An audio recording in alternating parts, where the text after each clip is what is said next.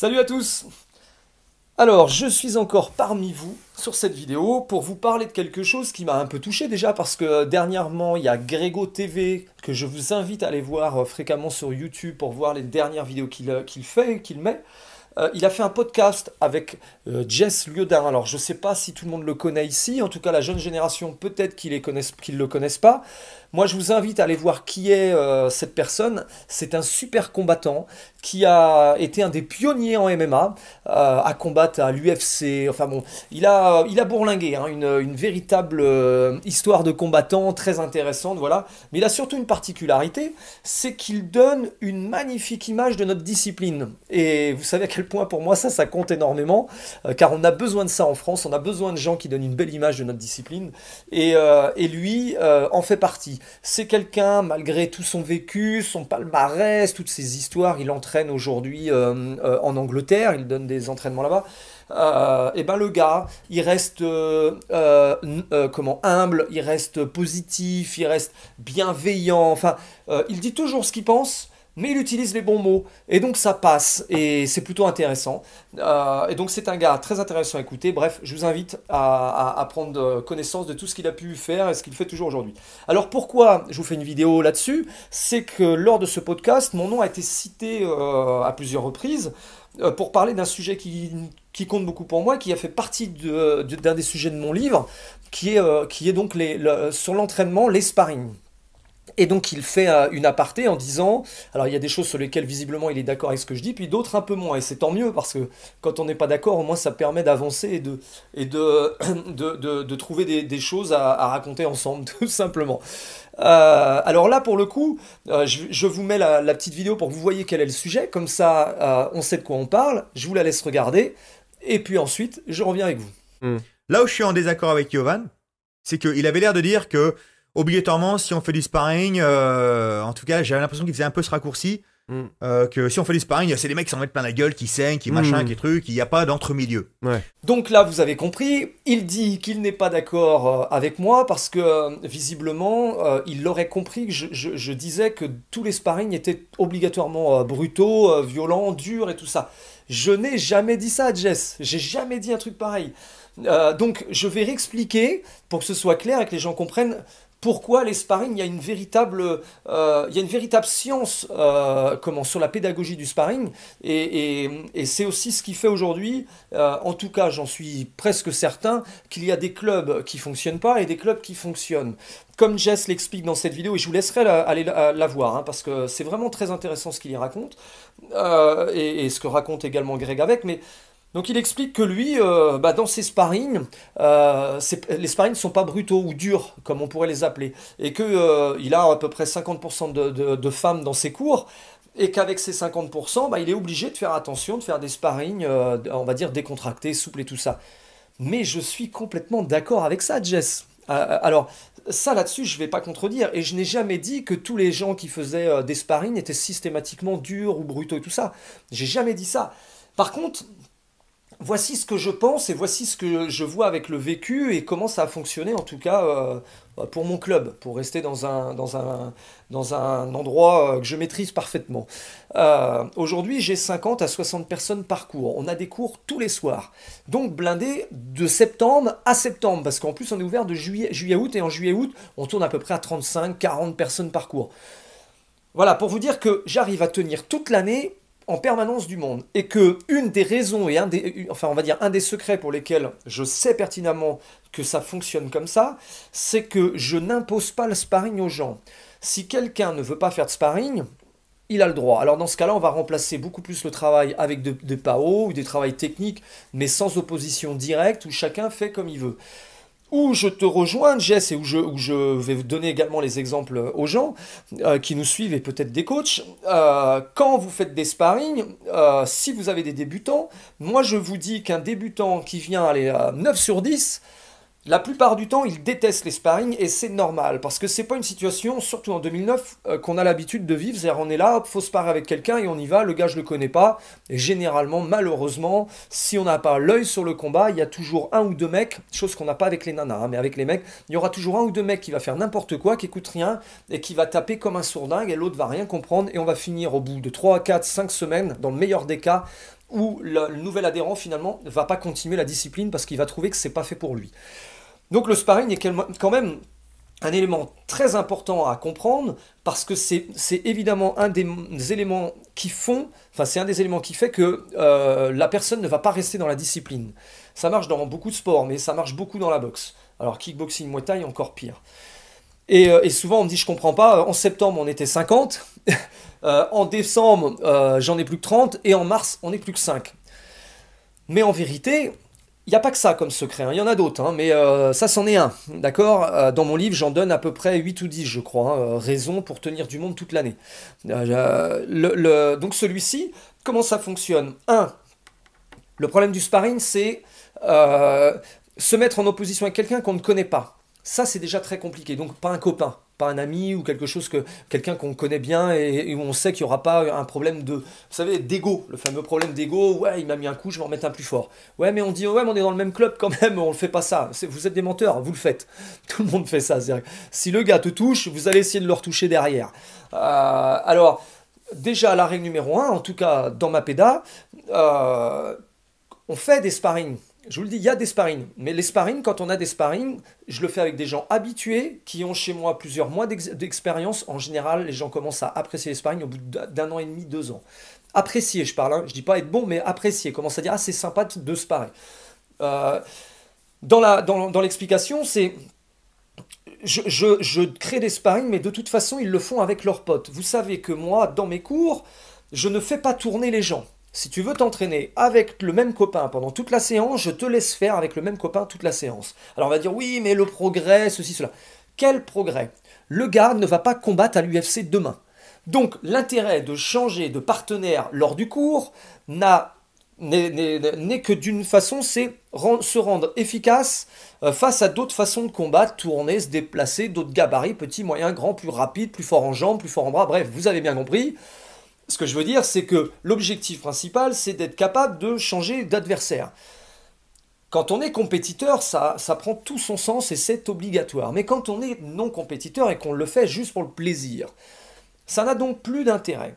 Et que quand moi, quelqu'un rentre dans mon cours, il choisit son partenaire et toute la séance, il reste avec son partenaire.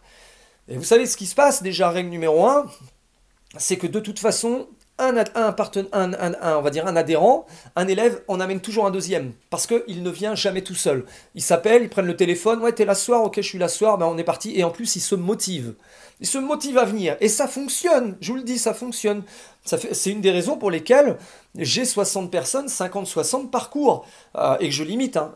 Je vous le dis, c'est parce qu'ils ne peuvent pas s'inscrire plus. Moi, c'est par inscription, ils ont une application, ils s'inscrivent, et ça bloque. Et à 60, on bloque, on prend plus personne. Je vous dis que si j'avais une cage de 300 mètres carrés, là elle fait 200, 300 mètres carrés, si je bloque à 80, je mettrais 80. Et donc, ça en fait partie. Donc le même partenaire pendant l'entraînement. Ensuite, surtout pour les débutants, je vais avoir des... Grégo, sur sa vidéo, l'explique très bien avec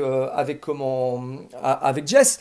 On va faire plutôt du drill, mais du drill technique. C'est-à-dire qu'au début, pour les habituer au sparring, mes novices, eh ben, en fait, ça va être des formes de jeu, des oppositions, mais contrôlées. C'est-à-dire, on va faire des jeux techniques, où ils vont apprendre à déjà gérer leur distance, comprendre, à commencer à voir l'œil, voir que quand un point arrive, finalement, c'est pas si grave que ça.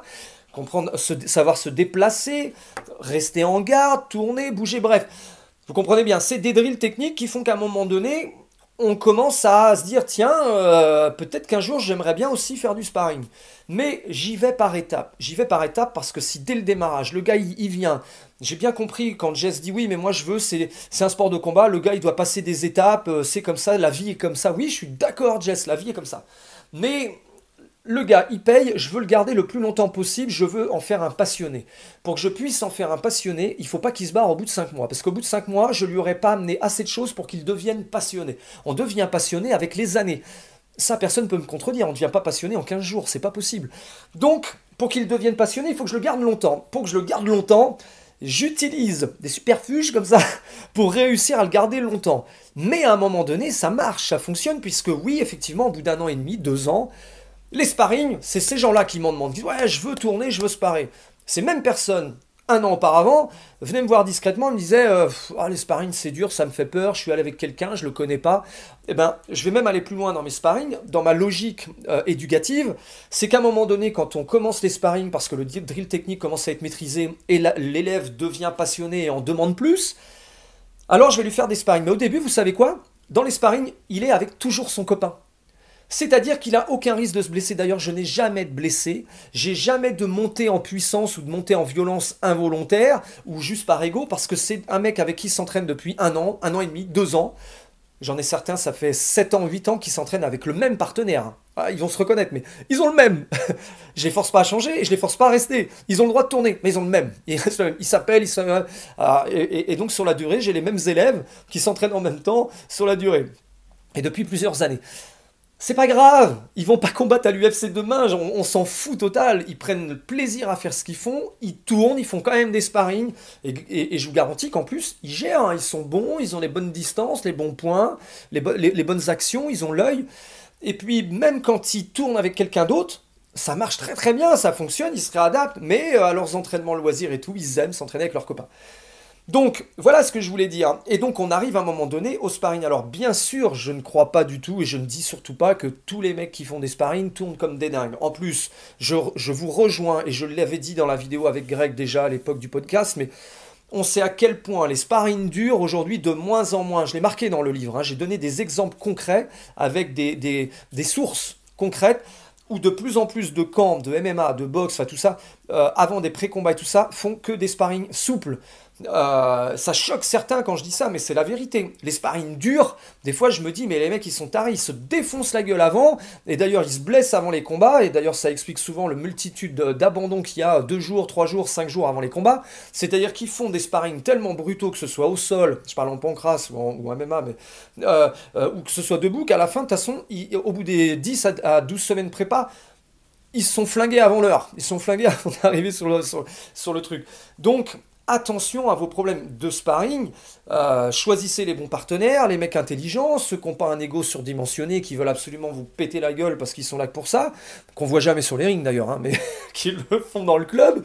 C'est ça que je veux vous dire. Et ensuite, l'amener, mais avec du temps. Voilà, pour moi, il faut du temps. Un sprinter ne devient pas sprinter du jour au lendemain. Eh ben, quelqu'un qui fait de la boxe, quelqu'un qui fait du MMA, oui, à un moment donné, on ne peut pas faire que de la cible. Sinon, effectivement, c'est pas des boxeurs. Sinon, c'est pas des pratiquants des MMA fighters si on travaille que à la cible. Mais à un moment donné, l'opposition arrive, mais je leur donne du temps. Et c'est ce qui explique qu'aujourd'hui, j'ai environ 500 personnes, je dis j'ai pas le chiffre exact, mais c'est à peu près 500 personnes qui passent à nos cours de MMA.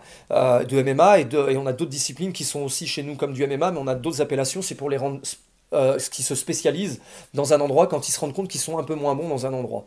Chez nous on a du striking, mais c'est du striking MMA, c'est de la boxe adaptée pour les cours de MMA quand ils y viennent.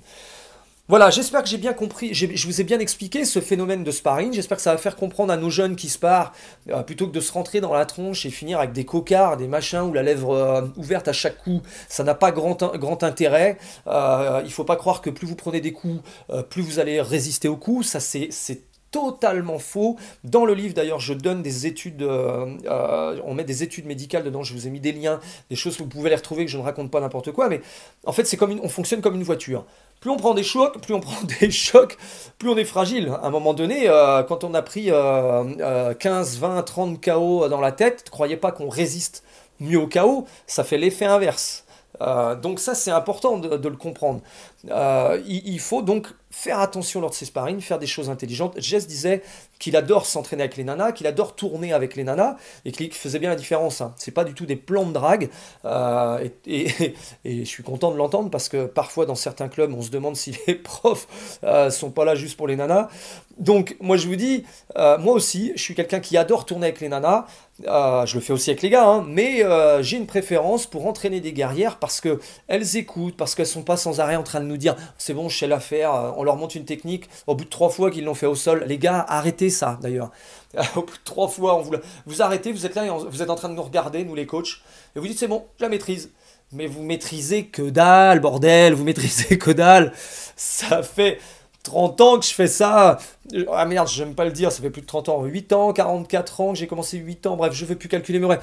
Mais je maîtrise rien. Comment vous maîtrisez, vous, en la faisant 3 fois?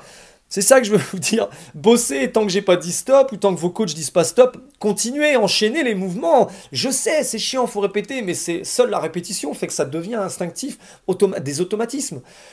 Eh bien, vous savez quoi, les filles, elles font pas ça. Une fille, vous lui dites, on travaille ça. Si vous travaillez ça pendant 30 minutes, elle discute pas. Elle a fait pendant 30 minutes.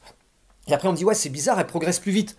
Elles progressent plus vite parce qu'elles s'entraînent intelligemment, elles ne s'entraînent pas dans la brutalité, elles s'entraînent, elles sont obligées de... Vous savez, elles ont le cerveau, elles ont le truc, elles regardent, elles analysent. Et elles travaillent, elles répètent. Mais faites pareil, bordel. Ne croyez pas quand... Ah, j'ai fait 3 fois, j'attends, je suis là, je suis en train de papoter avec mon copain. Et quand on passe, vos coachs passent vous voir, c'est bon, tu la maîtrises? Ouais. Et quand vous la montrez, mais il n'y a pas 90% de la technique maîtrisée. Tout est fait n'importe comment. Bossez, bordel, bossez. Voilà, donc Jess disait exactement ce que je dis aussi, c'est-à-dire, pourquoi on aime entraîner les nanas? Parce que les nanas, elles sont au taquet, elles ont une confiance totale. Si on leur montre une technique, elles ne sont pas en train de la discuter 2 heures. Elles la bossent, elles la font, et effectivement, elles deviennent efficaces très vite. Parce que on voit l'évolution qui va beaucoup plus vite souvent que les garçons, parce que effectivement elles sont attentives, elles sont pas en train de elles répètent quoi, elles bossent, c'est des bosseuses, on y va. Alors les gars, faites pareil quoi, faites pareil parce que sinon un jour c'est les nanas qui vont être des combattantes de folie et tous les mecs vont être derrière les gradins en train de regarder les nanas et puis, puis nous on n'aura plus notre place. Bordel, travaillez quoi. Enfin vous comprenez, je mets de l'humour là-dedans mais je veux que vous compreniez ça. Donc j'espère avoir fait une bonne réponse, que vous compreniez bien l'utilité des sparring, comment, alors je pourrais expliquer ça plus longtemps, hein, ou faire un live d'ailleurs, à échanger avec vous si ça vous intéresse, et comme ça vous pourriez me poser des questions directement, mais voilà l'idée, c'est-à-dire oui, il faut sparer, mais oui, quand on est débutant, il faut peut-être pas prendre du temps avant d'arriver au sparring réel, où on va tourner avec des gens, où on va changer de partenaire et tout ça, enfin voilà, les sparring que tout le monde connaît. Moi, j'y mets des étapes et finalement, ça a bien fonctionné. Alors, j'y ai pas mis des étapes n'importe comment, hein. Jess l'a peut-être pas su, mais pendant plusieurs mois, on a créé des audits et des questions, enfin, très, très organisées de façon à avoir des réponses réelles, des vraies choses, la vraie vie sur le tatami. Parce que les coachs pensent, mais ce que pense réellement l'élève sans donner son nom. Et c'est ce qui m'a fait vraiment changer d'avis sur beaucoup, beaucoup de choses sur lesquelles j'avais des certitudes. Bref. Voilà, j'espère en tout cas que ça vous a plu, que vous avez appris des choses, ou que vous compreniez un peu plus. Si vous avez des questions, posez-les, ce sera probablement le sujet de mon prochain live mardi soir. Donc j'en profite, dans ce cas-là, je rebondis sur vos interrogations et on travaille. En tout cas, n'hésitez pas, allez sur la chaîne de Grégo, allez voir le podcast de Jess Liodin, c'est super intéressant, ce gars est un gars qu'il faut regarder. Salut à tous!